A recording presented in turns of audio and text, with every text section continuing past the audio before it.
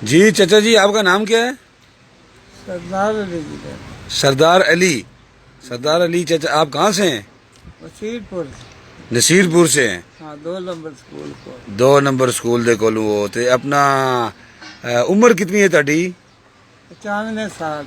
95 साल है। जिंदाबाद, क्या बात है। अच्छा, बच्चे कितने हैं बच्चे? बच्चे त्रेवी जी। 23 बच्चे ने, हाँ यानी 23 बच्चे। हाँ।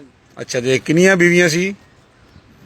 पहले 2 है गए मोड़े, तीजी नहीं वो उनके बाहर ही कोई हुआ। ओए होए, दो तीजी तो बाल कोई नहीं आया। दो जो किन्ने होए ने? 23। हाँ, एक तो 4 एक तो 19 बार। अच्छा, एक दे विचों 19 बाल ने ते एक दे विचों 4 बाल ने, हाँ, टोटल 23 हो गए। ये ਜਿਹੜੀ 19 वाली सी, ये पहली सी कि दूसरी? ये दूसरी। ये दूसरी ਦੇ ਵਿੱਚੋਂ 19 ਹੋਏ ਨੇ, ਪਹਿਲੀ ਦੇ ਵਿੱਚੋਂ 4 ਹੋਏ ਨੇ। ਤੇ ਪਹਿਲੀ ਜਿਹੜੀ ਬੁੱਢੀ ਤੁਸੀਂ ਕੀਤੀ ਤੇ ਖਰਚਾ ਕਿੰਨਾ ਆਇਆ ਤੁਹਾਡਾ? 13 रुपये। 13 ਰੁਪਏ ਖਰਚਾ ਆਇਆ ਸ਼ਾਦੀ ਤੇ। ਕੀ ਬਾਤ ਹੈ ਜੀ। ਅੱਛਾ वो ना बाबा देते हैं 13 रुपये खर्चा। ਅੱਛਾ, 13 ਰੁਪਏ ਖਰਚਾ ਆਇਆ।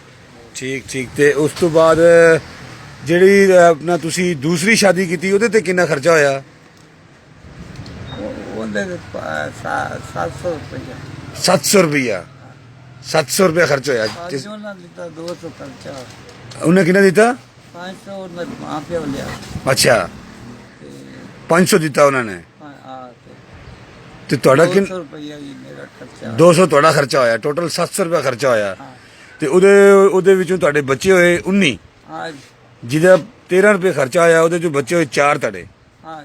ਅੱਛਾ, ਤੇ ਇੱਕ ਜਿਹੜੀ ਨਿਕਲ ਆਈ, ਜਿਹੜੇ ਬੱਚੇ ਜਿਹਦੇ ਨਹੀਂ ਹੈਗੇ ਉਹ ਕਿੰਨੀ, ਉਹਦੇ ਚ ਕਿੰਨਾ ਖਰਚਾ ਹੋਇਆ ਜਿਹੜੀ ਤੀਸਰੀ ਸੀ? उनते तो जगह ही लवाई है नाम उनके। ਅੱਛਾ, ਉਹਦੇ ਨਾਂ ਤੁਸੀਂ ਜਗ੍ਹਾ ਲਵਾਈ ਹੈ ਆਪਣੀ। पैसे तो ਅੱਛਾ, ਕਿ ਪੈਸੇ ਕੋਈ ਨਹੀਂ ਦਿੱਤੇ? ਕਿੰਨੀ ਜਗ੍ਹਾ ਲਵਾਈ ਉਹਦੇ ਨਾਂ? 11 मरले। 11 ਮਰਲੇ। ਅੱਛਾ, ਤੇ ਔਲਾਦ ਨਹੀਂ ਹੋਈ ਉਹਦੇ ਚੋਂ? ਅੱਛਾ, ਪਹਿਲੀ ਸ਼ਾਦੀ ਕੋਈ ਯਾਦ ਹੈ ਕਿਹੜੇ ਸੰਨ ਦੇ ਵਿੱਚ ਕੀਤੀ ਸੀ?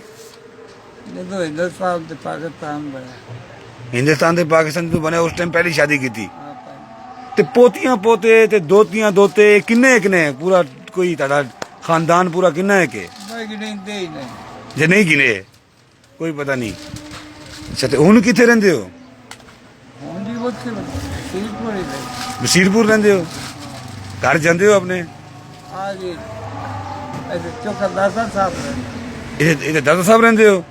ਘਰ ਨਹੀਂ ਜਾਂਦੇ? ਕਦੇ ਜਾ ਵੀ ਦਾ ਮਹੀਨੇ 2 ਮਹੀਨੇ। ਮਹੀਨੇ 2 ਮਹੀਨੇ ਬਾਅਦ।